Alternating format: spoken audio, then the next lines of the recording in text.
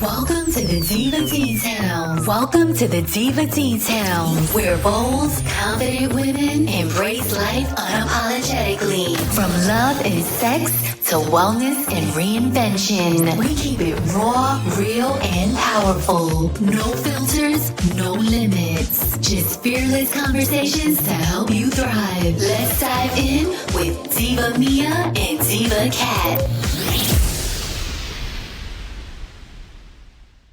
Well, hello, everybody. This is Diva Mia. Today, I have a super special guest. He's near and dear to my heart.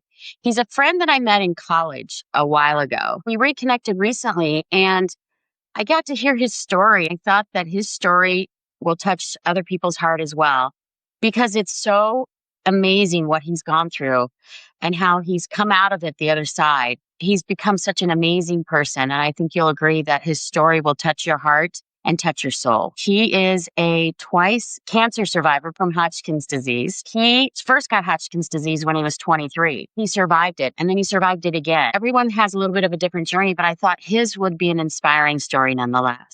So without further ado, hello, Sir Kirk. How are you? Hello. Thanks for having me on your show. It's great to be here today. I'm so glad to have you. I know that you've gone through a lot, and your story really touched my heart. And I wanted to just let you tell your story in your own way. Let's go back to the very beginning. When you first started feeling bad, when you first had an idea that something wasn't right, what happened? Give us the background. So I was a college swimmer. I swam for the University of Indianapolis. And my last year of swimming, I was really struggling in practice, and I was having a ton of joint pain. I pretty much became addicted to Advil that last season. I had to take at least 4 Advil a day and it was already, that was the cancer. It was already been in my body for over a year, 2, 3 years. So it really was manifesting hard though. And so I just was training like crap. And so the first time I had it, Hodgkin's disease is cancer of the lymph nodes, and you have lymph nodes all over your body. And the first time I had it, it was all in my neck. And then I had a big cluster right here above my heart. But one day my neck swelled up right here. I had a big bump appear right there. And so then we're like, okay, what is this? So when I started doing tests and I had checked out, and then the very next day, yes, you have cancer. Wow. So you had some signs, but it'd been there for quite some time. You don't even know when it started. Correct. And it was kind of dragging on you. You weren't feeling well. And then once you got your diagnosis, how did you feel? What was your approach? Well, when you're 23 and you're told you have cancer, it's a shocking thing. For the first month, as everybody finds out, you feel like you have a big red X on you. Like everybody looks at you and they just see this big red X. That was just the visual that I had in my head. And then of course, it's the last thing you think of when you fall asleep. And it's the first thing you think of when you wake up. Like you wake up in the morning and it hits you. It's like you have cancer. And it's just like, that was probably that for the first 30 days. It was like, that's the first. And that shock each morning of waking up and like to realize that was difficult. Yeah. You went through your first diagnosis, you treated it, you beat it, you saw it. And what age were you when it came back? Yeah. So the first time, they gave me multiple options of what I wanted to do, but I decided to do radiation treatments. And also we caught it somewhat early. And they gave me a 90% chance of beating it the first time. So I did radiation treatments, and that lasted an entire summer. And that was like a round of golf compared to what was going to come 4 years later. So, but yeah, radiation treatments we did that. And that was the first attack, and it seemed to work. So with this particular type of cancer, you have to make it 5 years of remission before you're cleared for life. So it ended up being, I only made it 4 years, and then it came back. So they're testing you every so often. How often did you have to go through testing? We would do maybe 2 or 3 times a year. I would go in for blood work and MRIs, just to make sure it wasn't coming back, and it didn't for you. When you got diagnosed and you're 23, and I know it was probably quite a shock. And you woke up every morning and you went to bed every night thinking about it. What were you thinking about for the future as far as career goes? Yeah, I still had one semester left of college. So I knew I was going back to Indy in the fall. I didn't have my degree yet. I was done swimming. My years of swimming were done with. So I just wanted to get healthy and get back and get my degree. It wasn't like looking past that. It was just looking like you got, 4 more months of school. That was the as far down the road as I was looking, really. So you went through and you did the radiation treatments and you got into what's called remission, or someone that's no longer showing signs of cancer. And once you're in remission, did you feel like you were home free, or were you still a little concerned? I really felt home free, especially when you go 2-3 years in, you're like, yeah, I'm done. These MRIs they're just a waste of time and whatnot. I just thought it was, man, what a little blip on the radar that was. That was sucked, but it's all gone. Like, let's go now. So did you get symptoms again for the second time you got it? Yes. So the second time, one of the major clusters was in my lower back near my kidneys. And when I would drink alcohol, it would actually inflame the tumors that were in my lower back on my kidneys. And so I was like, I'd have 2 drinks and my lower back would start hurting. I'm like, oh my gosh, do I have kidney stones? Do I have kidney problems? So I went in to see a urologist, and they had me, of course, like in a cup. And then they're like, you have blood in your urine. I'm like, okay. And then the urologist started asking me, he started probing into my health history. And I'm like, well, I had Hodgkin's disease 4 years ago. And he was like, oh, he's like, well, you probably ought to go back to your oncologist and it may have come back. So I went from thinking I had some type of kidney problem to, yes, your Hodgkin's disease is back, and it's in your lower, it was in my organs, basically all around my organs. I always think, like, what if I wasn't drinking alcohol? It could have taken 6 more months to figure out that it was back. The alcohol was inflaming the tumors that were near my kidneys. Yeah. So it was actually a good thing to be going out and partying in your 20s. Yeah.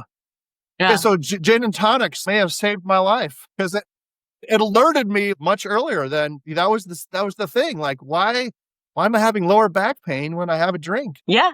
Yeah. But it was the cancer had come back. So what did you decide to do the second time around when you got? Second time, it was much more serious. My odds of beating it went from 90% down to 66%. So now it's getting interesting. Now we're really rolling the dice here. You got a 1 in 3 chance of not making it. So just had to go. There was no question. I got to go chemo. And you were 7 the second time? I was, yes. 20. Yeah, I had my 28th birthday during the 6 months of chemo. So, but yeah, when I started chemo, I was 27. They gave me the option of putting a port in, which is this plastic thing they put in here, and it's underneath your skin, and you have this wire dangling out, and then when you go in to get your chemo, they just hook you up to that. And I couldn't handle that, thinking for 6 months, every time I got out of the shower, look at the mirror, see this like wire hanging out of my chest. Eventually, I couldn't do that. So I did it the hardcore way, where they just drain it into your arms each time. And so the way my particular chemo worked was I would go in every other Monday, and then it was like a 3 or 4 hour process where they would drain a chemo cocktail into my body through 3 different IVs. And each IV would take like an hour to the bag to drain into me. And so got into this cycle where I would be sick for a week, and then I'd be okay for a week, and then I'd be sick for a week, and then I'd be okay for a week. And so we did that for 6 months. Wow. So you're 28 years old, where other people out there having fun, meeting people, partying a little bit, and you're going through chemotherapy. And I'm sure you throw up often. How did it feel when it went into your veins? Did it burn, or what was the feeling that the chemo does when you actually have it go into your body? It definitely burned. It also felt cold after time. Like, it made my veins and my forearms became as hard as coat hangers because it just scars. The drugs are so harsh. It scars your veins. Now, eventually, like months and maybe a year later, my veins are soft and normal again. But at the time, those drugs are really harsh. As we got farther in, I would start throwing up during the process. I was in a room where everybody's sitting in these lounge chairs and you have your chemo bag drip. But eventually I was getting so sick that they had to put me in my own private room. I would start vomiting during the process and they would like, don't pull your IV. And I'm leaning over off the table and the nurse was holding the bucket and I'm puking in the bucket. And she's like, don't roll out of your IV. Don't pull your IV out. It got really harsh. Yeah. So the treatments are terrible. You're not feeling well. Did you have support from friends and family? I didn't have too much support. Some of that is on me. I just shut down and I didn't want people around me. I don't know why I reacted that way. My best friends all lived away. Some of them had just finished college and moved. Some of them were still in college. I didn't really have too many good friends in town. My sister was a freshman at San Diego State. She was a swimmer there. And my two brothers, maybe all three of my siblings were in California at this point. So yeah, it was a lonely journey, but part of that was on me. I did have one friend who came to visit occasionally. So that was just awesome. But see, I also had to work. We were lower middle class, our family. I had three siblings and my mom was working 3 jobs and my dad worked hard. And I was living at home when all this happened, which was a fortuitous thing. I had already lived in Tampa, Florida and moved back to Illinois. So I was back in living with my parents when the second diagnosis came about. So that was a lucky thing. And then also I was a manager at a bagel coffee shop and the owners were super supportive and worked with me. So they would let me work for a week and then I would be sick for a week. And there wasn't really an option to just not work. I had a car payment. I had credit card bills. I had student loan payments and my parents couldn't afford those. I couldn't just dump all these bills in their laps. Our family we were just tough. I don't know. I didn't really get much sympathy. It's just like, deal with it, work. Like I would be sick for a week. I'd be on the couch with a puke bucket next to me. Day 4 or 5, I'd start feeling better. And then I would work for a week. And then, then the Monday would roll around where I'd go back in for another chemo treatment. So back when this happened, the internet was out, but there wasn't a lot of information on alternative treatments. Did you try any alternative treatments or did you just go the traditional route as far as chemo and radiation? Yeah. Additional like ideas or treatments were really about this back then. I was just full trust in the medical opinions and ideas and game plans. So you went through chemo for 6 months. Did you get a clean bill of health at the end of the chemo? No. Month 5, that's when my mom died suddenly. Wow. She died during back surgery at the same hospital that I was having my chemo treatments at. She had gone in for back surgery. And so she died suddenly while I'm at my weakest point of my life. And I later found out from my grandma that my mom was, and for you listeners who aren't religious, that's fine, but we were religious in our family. And so my mom was praying to God for him to take her life instead of mine. So I didn't know that at the time. Now, I don't know if God took her up on that deal. I found that out maybe a couple years later when my grandma told me that my mom was praying that she go instead of me. So, yeah. So you were struggling a lot. You had a lot of stress happening. You were working. You lose your mother and you're still in the middle of chemo and you still have, your indicators are still showing that you have cancer. How did it make you feel as far as like motivation and drive and to realize you were going through so much? How was your emotional level? My plate was full. A weird way, my mom's passing, I couldn't even really allocate that much grief and self-pity towards that major life event because my plate was so full with just trying to survive. I lost all my hair. I lost my eyebrows. I lost my armpit hair. I lost like 15 pounds. I was super pale. I just looked like a very unhealthy person, just scrawny, someone who came out of some type of concentration camp or something. Yeah, it was, I mean, talk about, having your plate full. So I was just trying to survive like myself. I would not eat, I'd eat on Sunday night and then I'd go in for chemo on Monday morning. And then I would be so sick. Sometimes I wouldn't eat till, Wednesday or Thursday, 3 or 4 days later, everything would just come right back up. So You yeah, still kept a decent mindset, though, it sounds like, through the whole thing, because you just kept chugging along even with all the challenges that were going on. I think you just it's cliche, but you just take it day by day.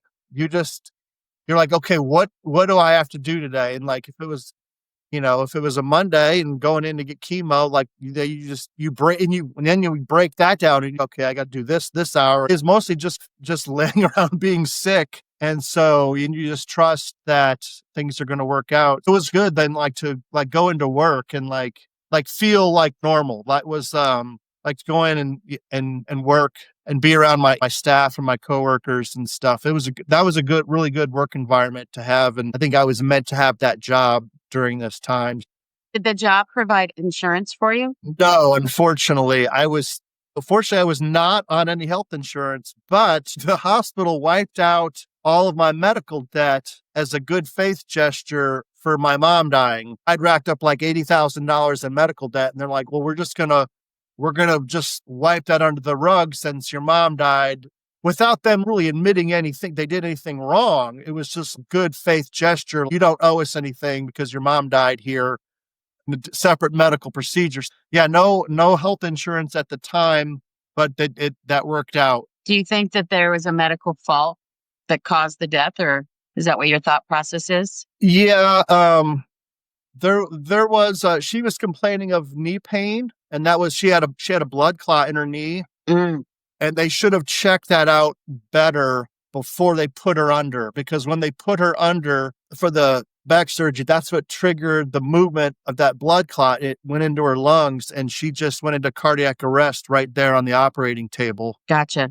So, yeah. So how long have you been cancer free? So you went through 6 months of chemo and you came out of it. How long have you been cancer free? So now it's been 25 years. Yeah. So 25 years. Do you have to get regular tests still? No, I think May of 2005 was the last time we did a MRI or CAT scan to just check everything. But by that time, I knew that what my grandma had told me about the deal my mom had made. And so once I knew that, I'm like, oh, well, he's not going to go back on, meaning God, he's not going to go back on his terms. Like he took her, it's not coming back, a third time for me. So at the end of 6 months, they didn't know if it had worked. I had a couple of tumors, but they had the larger one that was like the main one showing up in the MRIs. And that one, it didn't shrink the entire 6 months. Wow. Still there, the same size? Yeah, same size. So they're like, okay, so they had this at this hospital where I was at, they have what they call the cancer board. And that was where once a month, all of the radiologists, all of the oncologists, they would all get together in one meeting and they would review the two maybe biggest or trickiest cases that was going on at their hospital. And my case went before this cancer board, and the grand consensus of that all those people and all that knowledge and all those degrees was, we don't know if it worked. So I remember I was actually at work. I was at the coffee bagel shop, and I got the call. They called me at work. I didn't even remember giving them that phone number. They called me there and they told me this, and I'm just thinking to myself, like, what do I do? Do I even finish my shift? It was very bizarre. Like, it basically said, we don't know if this worked or not. So I already knew, because we'd already talked about if the next step I would have had to gone up to Northwestern's hospital in Chicago and do a bone marrow transplant and basically live in a bubble. I'd be a bubble boy. And my chances of survival would have dropped down to 10%. Wow. So, yeah, so they're like, we don't know if this worked or not. And so I'm like, okay. So here's what we're going to do. We're not going to do anything for 2 months. So you just hang out for 2 months, and 2 months from now, come back in and we'll do some more testing and we'll just take it from there. So they just left me in limbo after going through all that horrible process and stuff. So what did you do for 2 months? It was time to live life to the fullest. So having been a collegiate swimmer, I was still in pretty good shape in my late 20s. So I recovered pretty quickly, actually. I finished chemo on February 28th. And by like a month later, I mean, I was feeling pretty good. I wasn't running quite yet, but I was walking and gaining my weight back. My hair was growing back. I went out to visit one of my best friends in Washington, D.C., and we really had a blast. And I went down to the Florida Keys with 2 of my friends, and we went jet skiing and really partying it up. And I just really lived life to the fullest for 2 months, just in case Bubble Boy was coming. I just had to try to have as much fun as I could. But also at the same time, I have more while I was going through chemo. So my plate was still full. Like I'm still dealing with the loss of my mom. Still don't know if I'm going to live or die. You went through life. So you sound crazy.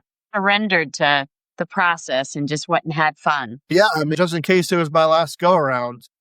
Yeah. I just tried to have as much fun as I could. I wasn't really planning for the future. You're just living day by day. You talked a little bit about religion and the spiritual thought process behind your survival. Are there any other emotional or philosophical insights that you can share? Yeah. When I was going through chemo, all my friends and relatives they're saying, you got to beat this. You got to beat cancer, fighting. And the term like fighting cancer is a misnomer. You don't fight it, you just survive it. You don't get in the ring and put on gloves. You just get down in the fetal position and you just take your beating and then hope that at the end of it, you can stand up. There's no fighting it. It's just, you're just taking it basically. The pressure really mounted like, yo, you gotta beat cancer. And so I started feeling a lot of like pressure. It seemed unnecessary. So I kind of got angry at the pressure of this, like, you got to win. There was this song lyric it was a rap group, Naughty by Nature. Anybody remembers hip hop in the early 90s, they're the group that sang OPP. But they had another song called Everything's Gonna Be All Right. And I really liked that song. There was a lyric in that song that really enlightened me. And the lyric goes, how will I do it? How will I make it? I won't. That's how. That lyric really struck me. How will I do it? How will I make it? I won't. That's how. And in the song, he's referring, how are you going to get out of the ghetto? How are you going to make a life for yourself? But for me, that song was like, I wanted to think outside the box. Well, how am I going to beat cancer? I won't. That's how. I'm like, wait, there's another option over here. I'm not in this box. There's an option outside the box. You can die. So I got comfortable with death. And when I did that, when I said, it's okay, when I told myself, it's okay if you don't make it, it's okay. That's an option. And when I really got to that point, like spiritually, I felt this weight come off my shoulders. And that is when I beat cancer. Really? When I no longer had the pressure, I removed the pressure of winning and was like, okay, there's another option. Your story can end here, and that's okay. You'll go on to the next part, of your soul's journey. And so once I relieved the pressure of winning, it's like, wow, how will I make it? I won't. That's how. I'll just die. So you completely. And then I felt better. Then I was like, now I'm in like things like my energy started flowing. Because there was no pressure to win. That was a real psychological breakthrough. And it's a weird one. You got to get comfortable with death. You gotta really look at and like say, okay, I can do this. Meaning I can cross over. I can do that. And so, yeah. But when I got to that spot, that's when I won. That's when I beat it. So it's a weird mental journey to go on. You never looked at cancer as a competitor to beat and just something to surrender to. That's when you won. Yeah. It was part of you that you let go, that competitive nature. Well, I just let go of the pressure of my dad and my mom they had sisters, so I had a lot of aunts. You gotta win. Your grandparents, like, you gotta win. You gotta beat cancer, and they're just being encouraging. But for me, it took it. I don't know. Maybe this was just as being an athlete, like it was like a competition. It's like, well, I don't have to win. It's stop asking me to win. I don't know if I can win. So, Well, that's a complete mindset shift too. I mean, that's a different way of thinking about life. We all die at one point. Yeah. Being able to surrender that at 27, 28 years old is, I'm sure, tough because I'm sure you had hopes and dreams for the future. When you let it go, it just released something in you, maybe some anxiety, some stress, and that was keeping the cancer in you. I don't know. It just, I did just energetically feel better though. So Once was this when you were in Florida, when you had this mindset shift? Was it when you were traveling to Florida and having your party days and living it up? yeah, it happened during that 2-month limbo period. Okay. Yes. Yeah. During that 2-month limbo period when they said, we're just going to chill out. And that's when, that's during that time I made this kind of mental shift and accepted everything and just the acceptance of possibly not making it. I felt at peace. I felt Okay. at peace. Peace is a wonderful thing. Yeah. You came back after your 2 months, and then what did you do? You went straight to the hospital? What did you handle? Well, I mean, I wasn't in Florida the whole time. That was just like maybe like a week-long trip. My trip to DC was maybe a week long. So I was still working. I had done some little mini trips and other fun things. But yeah, then we went back. I mean, we did another CAT scan. I remember I'm on my drive to the hospital. Like we did the tests, and then but like you would get the results. So like you meet with the oncologist like a day or two later. But I remember going. It was May 15th. Of May 15th of 1998. And I remember driving to the hospital to get the news. Either you're good or you're going to Northwestern to, live in a bubble while they do a bone marrow transplant. I remember like this, the sunlight was coming through the trees and I just knew, I knew I was going to be okay. It was just like, God said, you're going to be okay or something, but it was just very spiritually emotional. I'm just like, it's you won. It's fine. You're going to be fine. I remember that moment. It just had this confidence like, yeah, it's going to be okay. Remember, not very many people knew about this day. They knew I was in this 2-month limbo period. I think only my dad knew because I was living with him. I think he might have been the only one. I just know it was a big relief, and it was like, okay, now what? Because I hadn't really made any plans. It was all encompassing to survive this. So once you survived and you beat Hodgkin's disease, did your priorities change? Did you change jobs? How was your life different once you survived? This is going to be weird, but my life didn't really change that much.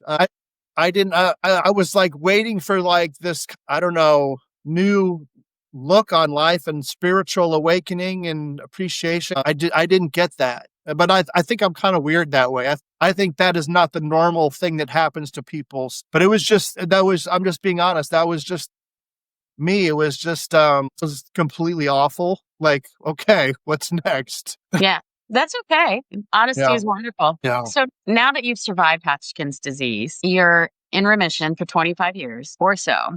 Is there anything that you do on a daily basis as far as nutrition, supplementation, exercise, just to keep yourself overall healthy so that hopefully it will never come back? Yeah, I mean, I definitely got into just all types of vitamins and even the more unusual ones. Recently, I'm really a big fan of shilajit, if that's the way you say it, and turmeric.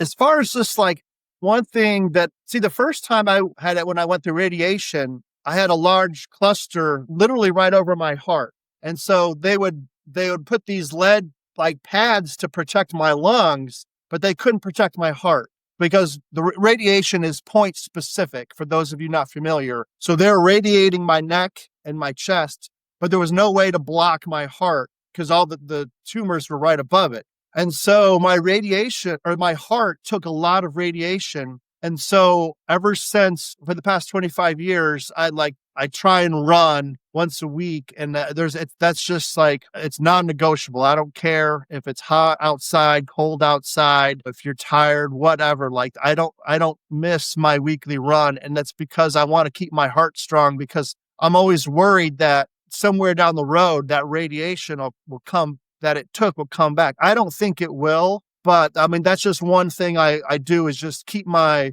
keep my heart strong by running, because it took a lot of radiation. The first time I had Hodgkin's. Do you do any other types of activities as far as health goes? I mean, I walk every day. I do push-ups. I tool around on my mountain bike occasionally. So I do those types of things to stay healthy. Being a former collegiate swimmer, you just hold yourself to a higher standard. I think you're so used to being around. I mean, I trained year round from the age of 8 to the age of 23. And so just, when you do that for 15 years, that stays with you. You just aren't going to let yourself get out of shape. Really. It's just ingrained in who you are. So at least that was for me. So Are there any foods you restrict in your diet? Sodas or things there like are some. I've struggled. The chemo really tore up my stomach lining, and I've struggled with stomach acid problems ever since. So I have trigger foods that I need to be careful of, like a pizza, pasta. Those are two of the big ones. So I can eat those, but I just need to be careful because and not eat too much, and also eat them earlier in the evening. I don't want to be eating pizza or pasta like after 8, because if I lay down, then it's really going to mess with my stomach. Yeah, I still suffer with stomach issues, basically. Also, another weird thing. Here's a little bit of trivia not very many people know. My esophagus in my throat is 25% smaller than it used to be because the radiation shrunk it. Because the cancer here my esophagus is 25% smaller than it used to be. So I have to chew my food well and usually drink a lot of liquid because stuff just doesn't go down as well. Just little things like that. You're altered by these. your body a little bit? Yeah. Do you do So anything spiritually to just keep your stress levels down and keep your mindset up? just walking in nature is a big stress reliever for me. Yeah, I would say that's the main one. Looking back now that you know we are 25 years later, traditional medicine's the same. But are there any alternative paths that you think you might have tried had you known about them at the time? Probably not, because I mean, if I had a new type of cancer now, like I have a whole different mindset where I would look for other alternatives. There's a lot of stuff out there that can help defeat stuff that doesn't come from the pharma. But I mean, also I'm much bolder now. When in my 20s, I was just programmed like, well, just listen to the doctors. I think now I question the entire medical industry much more, and I'm bold enough to do that and more educated to do that now. Whereas in my 20s, I know I'd have been like, all right, tell me what to do. Now there's so much things now with just life experience and wisdom. It's like learn to question things. So you become your own personal advocate now in your medical areas. Yeah. So for your health, you're your own personal advocate. Yeah, yeah. So how do you continue to find purpose in life as time goes on? You've gone through a lot of struggles. You've overcome so much: the death of your mother, cancer, Hodgkin's disease, and other things that have happened in your life that I know of. How do you continue to find purpose? Because I know sometimes it's a challenge for people, especially when they've gone through so much trauma. Yeah, and it's okay. The other things you're referring to is that my younger sister died, and then also my dad died just less than 2 years ago. So it's been rough. It's been really rough. You just take it day by day. Do your best each day, and they add up. When you string together, you just do your best every day, and it just adds up. So anybody that has extreme fear, just keep doing it day by day and walk through it as you can. Yeah. Okay. And do you encourage anybody to follow you on Instagram? Yeah, I do. Yeah, I'm not a frequent poster, but when I put something on there, I do it for hopefully it's high entertainment value. It's not going to be bored. So yeah, check me out on Instagram. That would be awesome. So your Instagram handle is at KirkWright44? Yes. Okay. So if somebody has a challenge in life, what would be your inspirational thought as far as telling them day by day is one of them, but just to keep their heads up, especially because there's young children that get Hodgkin's diagnoses. There's people at all age. This is terrible diagnosis. In fact, the breast cancer survivor I had on, she also had cancer in her lymph nodes as well. So what do you recommend people do? Are there resources out there, or what would you recommend people do in order to just keep the mindset? Because I think mindset, and even your mindset was when you surrendered, that was a shift in your mindset. But mindset is so very important. Yeah, I mean, Hodgkin's is one of the better cancers to get. It's one of the more treatable ones, and it does tend to show up earlier in life than in a lot of cancers. So I think if you're going to have cancer, better to get it in your 20s than in your 60s or 70s, just because your body is just more healthy and better equipped to fight. So, I mean, early diagnosis is key, and you just listen to your body. But the first time with all of a sudden my neck bulged up, I mean, that was like obviously very easy to know something was wrong. But the second time I thought I had some type of kidney problems, but you just go in and get them checked, because it may what you think is going on may lead to something else. Like you may have some other problem. Just be in tune with your body. If there's something hurting you that it's been going on for a while, just go have it checked. Do you think you're more spiritual now because of what you've gone through? Because I know you're a very spiritual person. You self-reflect often. Do you feel like you're more spiritual now because of what you've gone through? I suppose. I think so. I mean, going through so many hard things, like you I don't know. It's hard to put into words. Do you feel like it would have been better had you gotten more family support while you were going through this? Do you think people should try to entertain as much friends and family support? Or do you feel like it was better to go alone like you did? No, it's definitely better to get lots of support. Again, that was just my own shutting down and closing people off. That's probably not a good way. Yeah, if I had to do it again, definitely would encourage more phone calls, more visits, more talking. We were a tough family. There wasn't really much pity doled out. You just everybody did their thing. It definitely would have just looked for more support from friends and family. I think resilience is a word that comes to mind, and grit every time I think of you, as far as everything that you've gone through. And you've done some amazing things in life. Do you think that this has changed you going forward forever? Do you think your life would have been different had this not happened? And what's it a good life lesson to actually have had? It changed me because no matter what's going on, no matter how bad of a day, you can always be like, well, at least it's not chemo. When you suffer like that, it raises your standard for suffering and being able to deal with things. You've had so many like harsh things. If you're at the DMV for 2 hours, like it doesn't matter. It's not chemo. You got a flat tire and you're walking down the road. Like it doesn't matter. Like it's not chemo. You raise the bar for what you can take. So that bar has just forever been raised. I guess it just helps you just brush things off better and don't sweat the small things. And it's all small things, basically, after going through major life challenges like this.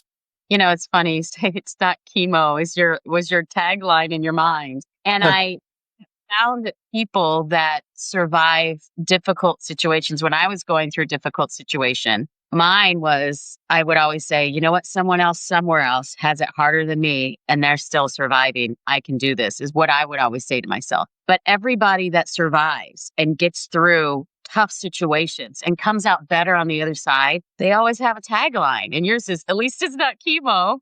But mine was, somebody else has got it harder than me. I got to keep going. You know, if you can go through a tough situation like this, and come up with something in your mind, a short 1 or 2 sentence tagline, just to, when it gets really shitty and you're crawling because you're throwing up, you're crawling to the bathroom because you're throwing up from chemo, or you're going through tough times. I think if everyone can just have something they tell themselves in their head, it will make the difference between survival and not surviving. It'll keep you going in a mindset way that keeps you maybe not happy, but at least going in the right direction. At least that's my belief. I don't know what your thoughts are. Yeah. No, I would agree with that. Yeah, I think it's so very important. Mindset is more important than anything, especially with a cancer diagnosis. And you had a mindset that kept you going. even though you didn't have the support that was out there and other people have had, your mindset kept you going. You remind me of one thing that I don't know, the readers or the listeners will either be grossed out or maybe inspired, but when you're done with chemo, you're not supposed to drive yourself home. You're supposed to have someone come pick you up. But I would drive myself to the hospital and I would go in and then I would lie to the release nurse and be like, oh, my ride is here. And then I would go out in my car and drive myself home, which you weren't supposed to do. And so that they didn't know I was driving myself home. But eventually we got into month 3 and it got harder and harder where I would get to my car and I would just be, this is in the winter in Illinois. So it's 20 degrees out and I'm just like got my head down on my front bumper and I'm just puking in the parking lot, like trying to get it together so I can get in the car and drive myself home. And sometimes I'd have to pull the car over and puke on the way home. Then I get home on the couch and I'd have my little puke bucket. But the last couple times I couldn't do it. So like my grandpa or my dad would have to come pick me up. But yeah, I mean, I was just determined to just kind of be self-supportive and just do it on my own. So I would drive myself home even though I wasn't supposed to until about the last like month or, the last 2 or 3 times I couldn't do it anymore. Someone had to come get me. So Well, that's the very definition of grit right there. yes. Yeah. When you said the word grit, it reminded me of that. Like, yeah, that's grit. Like, I think you're the reason now they actually make the person picking you up show up at the doctor's people out because I've had to have somebody sign me out in order for me to leave. So I think you're the reason. yeah, So, I would sit there and I would sit there and fake it. I would go out and sit in the lobby and the release nurse would be, and I would sit there for 10 minutes just knowing that I'm okay. When am I going to and then I'd be like, okay, my ride's here. Like, bye. And then I'd walk out and I don't know if you could get away with that these days, but I don't think you can get away with it anymore. And you're the reason why. In the late 90s, you could. I don't know. It probably depends on each individual facility. Yeah. Yeah. I think there's probably reasons they don't want you to drive too. They don't want you to cause an accident. So, I mean, I would say towards the end there, maybe it wasn't so safe. So it was a struggle. Yeah.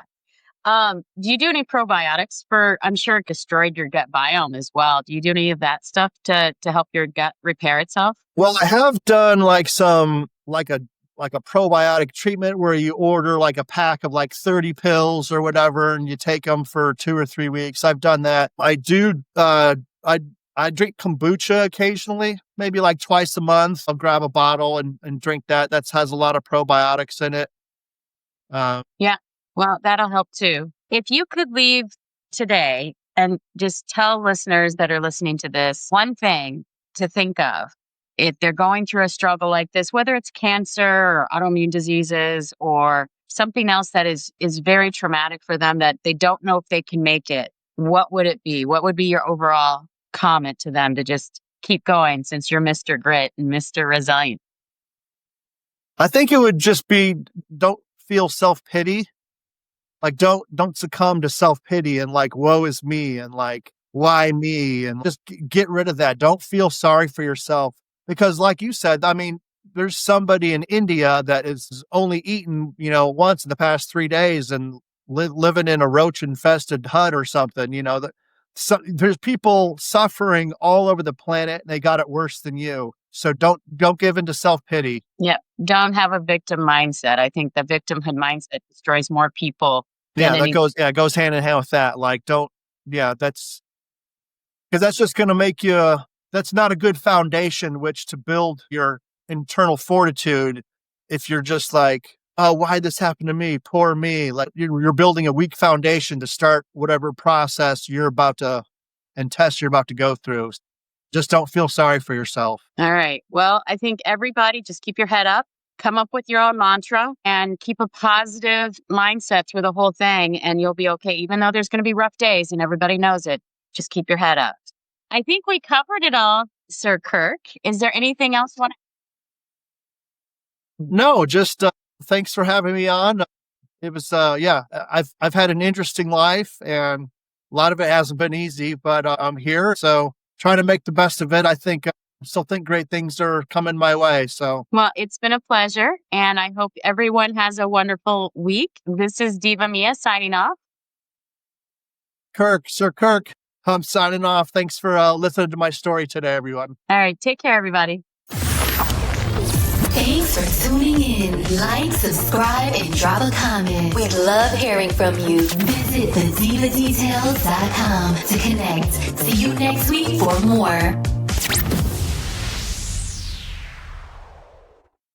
Diva Details podcast and website are intended solely for informational and entertainment purposes. The content provided does not constitute professional, medical, financial, or legal advice. We are not licensed medical practitioners, financial advisors, or legal professionals. Always consult with a qualified healthcare provider for medical advice, diagnosis, or treatment. Any financial topics discussed are based on personal opinions and experience and should not be considered professional advice. The content provided does not constitute legal advice. The Diva Details and its affiliate contributors and guests are not liable for any losses or damages arising from the use of our content. The opinions expressed in the podcast are solely those of the speakers and do not necessarily reflect the views of any affiliated organization, sponsors, or partner. All facts discussed in the podcast are researched and accurate to the best of our knowledge at the time of recording. Information may change over time. No guarantees are made regarding the accuracy, completeness, or reliability of any statements or opinions presented. It is the responsibility of the listener to verify any and all facts that may influence their decision. This podcast is for information and entertainment purposes only and should not be considered professional advice.